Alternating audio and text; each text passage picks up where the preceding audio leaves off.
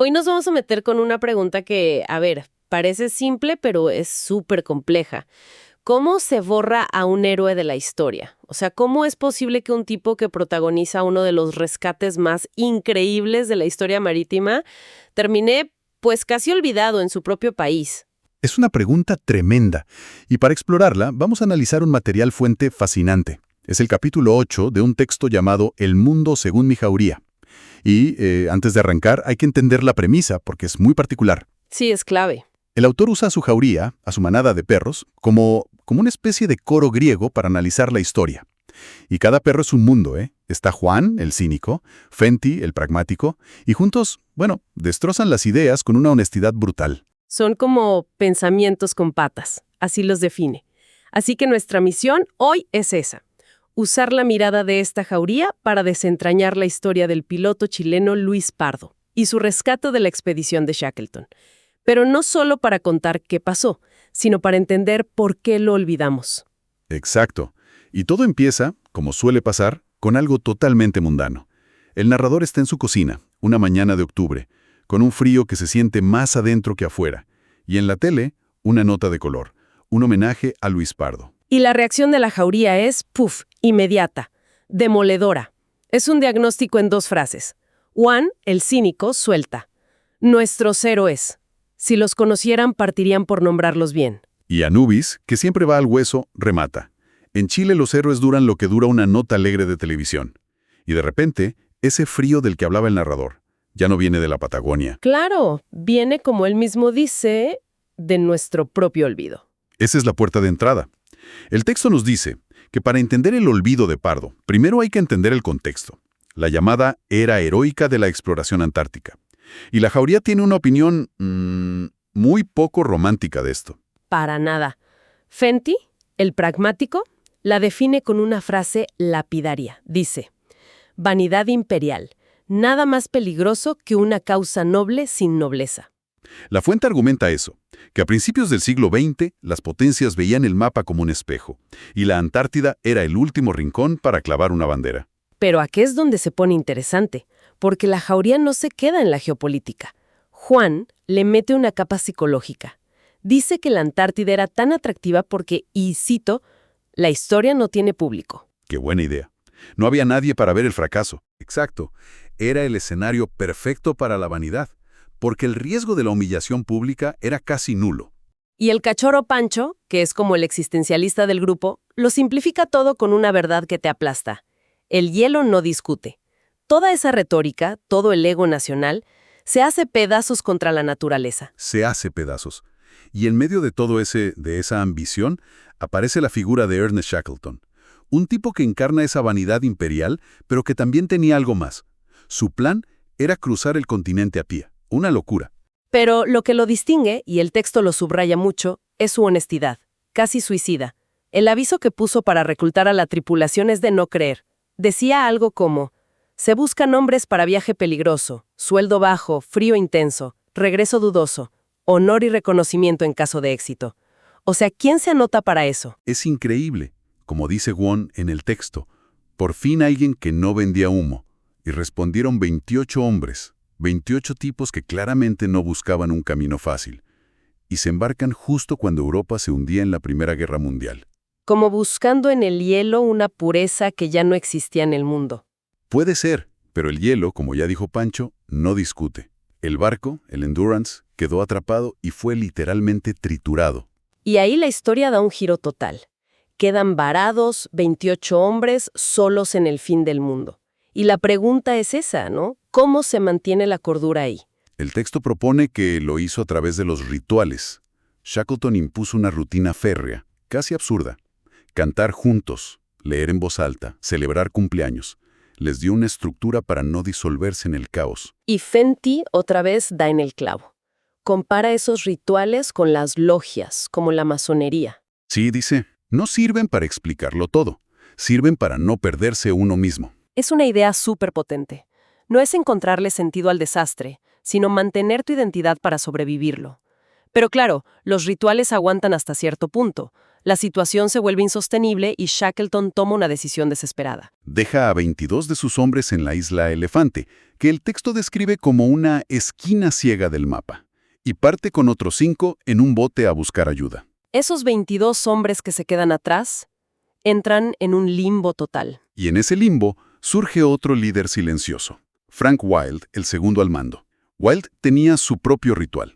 Cada mañana, sin falta, se levantaba y anunciaba con una convicción total: «Vamos, muchachos, el jefe puede llegar hoy». Fenty lo analiza de una forma brillante. Dice que no era una mentira, era un conjuro. Era usar la palabra para invocar una realidad que todavía no existía. Totalmente. Una lucha diaria contra la certeza de que nadie vendría a buscarlos. Mientras tanto, Shackleton, que logra llegar a Georgia del Sur, se enfrenta a otro tipo de hielo: la indiferencia burocrática. 3 intentos de rescate. 3 intentos, 3 fracasos.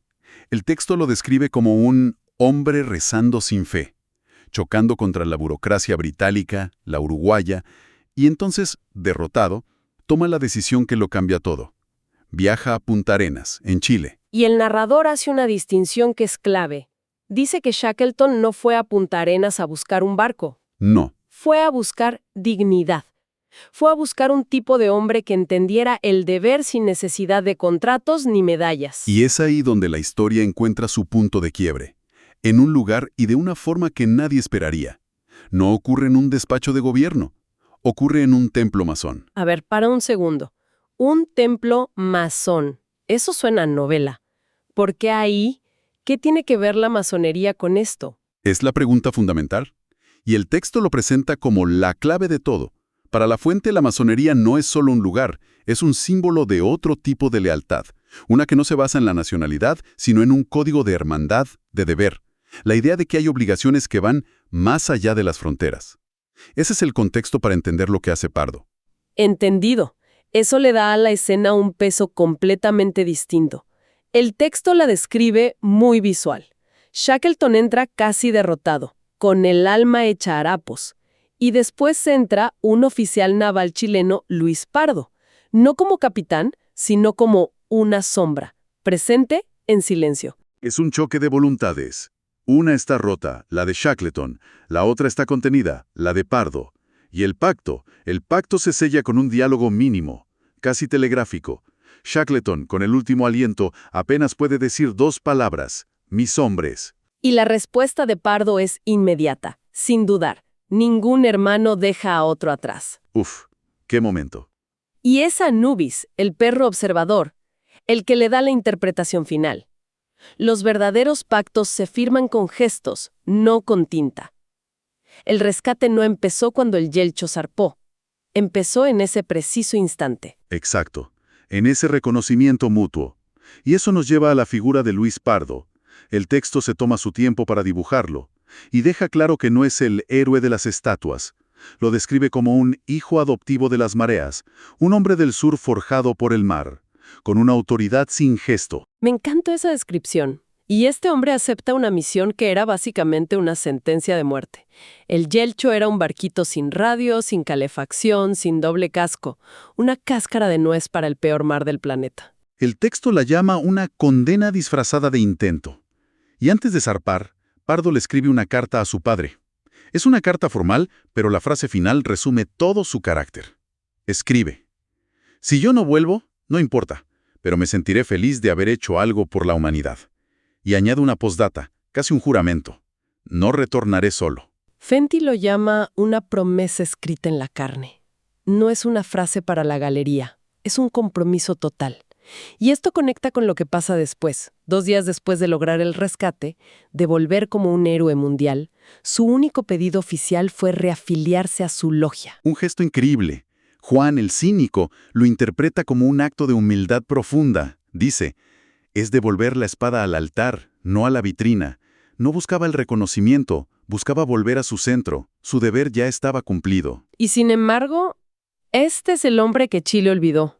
El capítulo lo enfrenta directamente. Después de construir a este personaje, la Jauría se pregunta ¿por qué? ¿Por qué se olvida a un hombre así? Y ahí el texto lanza su crítica más dura. Dylan, otro de los perros, dice que el olvido es más letal que la mentira, Pero es Juan quien da la tesis central.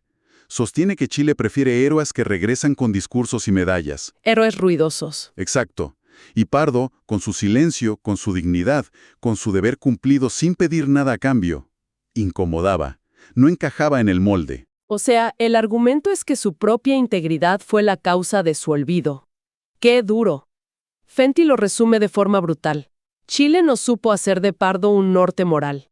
Nos conformamos con ser un actor secundario en nuestra propia epopeya. Es una crítica a la indiferencia, más que a la malicia. Simplemente se le dejó de lado. Pero entonces, cuando el ambiente esté en su punto más amargo, el cachorro Pancho hace la pregunta que lo cambia todo. ¿Y si empezamos ahora? Y esa pregunta simple lo resignifica todo. La jauría decide que sí. Que cada vez que se cuente esta historia, ellos la contarán completa. Con Pardo en el puente del mando. Y eso nos lleva a la idea final, la más profunda. Oído por dentro. Tenía una estructura ética, un templo interior, tan sólida que cuando todo se derrumbó, él simplemente se mantuvo en pie e hizo lo que tenía que hacer. El texto lo contrasta con Shackleton, de una forma brillante. Dice que Shackleton también tenía un templo, pero el suyo ardía. Era una llama agrietada, un hombre que necesitaba salvar a otros para no desmoronarse él mismo. Su heroísmo era expansivo, brillante, pero quizá más frágil. Mientras que el de Pardo era silencioso, contenido y sólido como la roca. Y lo fascinante es que, como reflexiona Juan, desde el mundo profano, o sea, nuestro mundo de likes y reconocimiento, estos templos interiores se ven ridículos. Un tipo como Pardo parece un ingenuo que no supo jugar el juego de la fama. Y sin embargo, son esos templos los que cambian la historia. Entonces, el acto de recordar, de contar la historia completa, no es solo nostalgia, es un acto de construcción. Es como si el propio terruño del narrador se convirtiera en un templo para proteger esta memoria. Exactamente. Al final, el viaje empieza en el hielo antártico y termina en una reflexión sobre la integridad y el tipo de héroes que elegimos celebrar. La historia de Pardo y el Yelcho se convierte en una lección sobre la fraternidad, una que, como dice el narrador, es más antigua que las banderas. Es un cierre muy potente. Recapitula todo el camino que hicimos. Y nos deja con una idea final, una pregunta. La conclusión de la fuente es que cuando todo lo demás falla, lo único que nos queda es esa brújula interna, ese templo interior. Así que la pregunta que queda flotando es, en un mundo lleno de ruido que premia el espectáculo, ¿cómo se construye y se mantiene ese templo? ¿Y qué pasa si nos damos cuenta de que, como dice uno de los perros, nos toca tallarlo desde cero, piedra por piedra, promesa por promesa?